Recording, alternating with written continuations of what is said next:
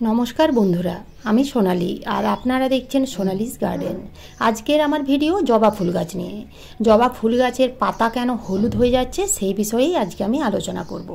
शुधु जे जबा गाछेर पाताय हलुद हये जाच्छे ता किन्तु नय, विभिन्न धरनेर फुल फल सब्जी गाछेर पाताओ किन्तु हलुद हये जाच्छे। बंधुरा जबा गाछेर पाता बा जे कोनो गाछेर पाता एरकमई तो हलुद हये जाबे ना। प्रकृतिर नियम अनुयायी एवं सीजन चेंजेर समय पुरोनो पाता हलुद हये झरे जाए, एटा निये किन्तु भाबबार किछु नेই। যখন দেখবেন গাছের কচি পাতা গাছের বেশিরভাগ পাতায় হলুদ হয়ে ঝরে পড়ছে তখন কিন্তু আমাদের ভাবতে হবে তার পেছনে নিশ্চয়ই কোনো কারণ থাকবে। তো সেই কারণগুলোই আজকে আমি আপনাদের সাথে তুলে ধরব। তাহলে ভিডিওটা স্কিপ না করে পুরোটা দেখুন, জানতে পারবেন জবা গাছের পাতা বা অন্যান্য গাছের পাতা কেন হলুদ হয়ে যায়। জবা গাছের পাতা হলুদ হয়ে যাওয়ার পেছনে প্রথমেই যে কারণটি বলবো তা হলো গাছের খাবার। গাছের মাটিতে আমরা যদি খাবার বেশি দিই বা কম দিই তাহলেও কিন্তু গাছের পাতা হলুদ হয়ে যায়।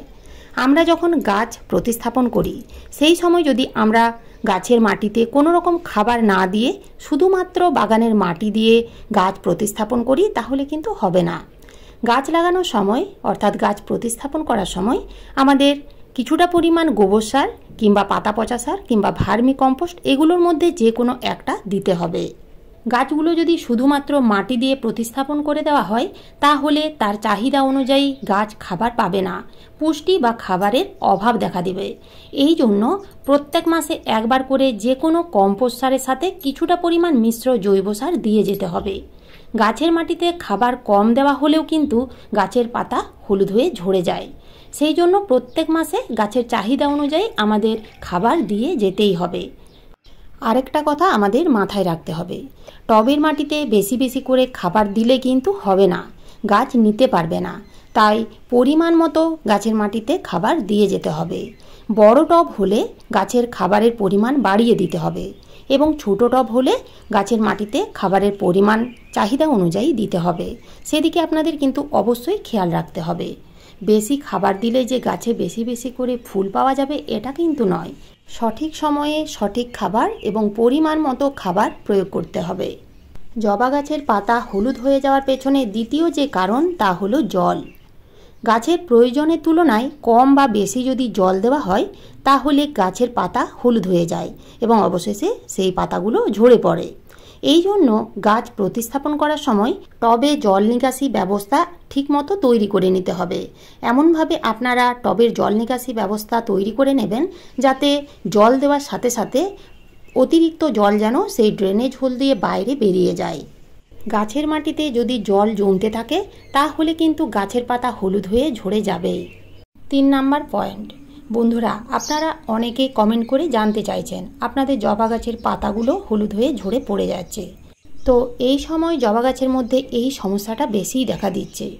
গাছের মধ্যে যদি দেখেন কচি কচি নতুন নতুন পাতাগুলো যে পাতাগুলো বের হচ্ছে সেই পাতাগুলো যদি হলুদ হয়ে যাচ্ছে তাহলে আপনাদের বুঝে নিতে হবে গাছে ম্যাগনেসিয়াম বা আয়রনের ঘাটতি আছে। ম্যাগনেসিয়ামের অভাবে গাছের পাতা হলুদ হয়ে যায়। যখন দেখবেন গাছের পাতার রং হালকা অর্থাৎ ফ্যাকাশে হয়ে গেছে এবং মাঝের যে শিরা উপশিরাগুলো আছে সেগুলো কিন্তু সবুজ আছে তাহলে আপনাদের বুঝে নিতে হবে গাছে ম্যাগনেসিয়ামের ঘাটতি রয়েছে। এই ঘাটতি পূরণ করার জন্য আপনাদের 10 দিন অন্তর 1 লিটার জলে 1 গ্রাম এপসাম সল্ট বা ম্যাগনেসিয়াম সালফেট খুব ভালো করে জলের মধ্যে দিয়ে পাতার মধ্যে স্প্রে করতে হবে এবং কিছুটা পরিমাণ গাছের মাটিতে ঢেলে দেবেন। 2-3 বার স্প্রে করার পরে আপনারা খুব ভালো একটা রেজাল্ট দেখতে পাবেন। এছাড়াও আপনারা পেঁয়াজের খোসা ব্যবহার করতে পারেন। 5 থেকে 6টা পেঁয়াজের খোসা 1 লিটার জলে 24 ঘন্টার জন্য ভিজিয়ে রাখবেন। তারপরে সেই জল আপনারা টবের মাটিতে দিয়ে দেবেন। পেঁয়াজের খোসার মধ্যে আছে potassium, phosphorus, calcium, magnesium, iron, sulphur, zinc, কপারের মতো নানান উপকারী খনিজ উপাদান যা সহজে গাছ গ্রহণ করতে পারে। এছাড়া যদি দেখেন গাছের পুরনো পাতা বা নতুন পাতা বা ছোট বড় যে কোনো পাতায় পুরো যদি হলুদ হয়ে যায় তাহলে আপনাদের বুঝে নিতে হবে গাছে নাইট্রোজেনের কমতি আছে। তো সেই জন্য আপনাদের নাইট্রোজেনযুক্ত খাবার দিয়ে যেতে হবে। জবা গাছের পাতা হলুদ হয়ে যাওয়ার পেছনে 4 নাম্বার যে কারণ তা হচ্ছে অনুখাদ্য বা মাইক্রোনিউট্রিয়েন্টের অভাব। অনুখাদ্যের অভাবে জবা গাছের পাতা হলুদ হয়ে ঝরে পড়ে।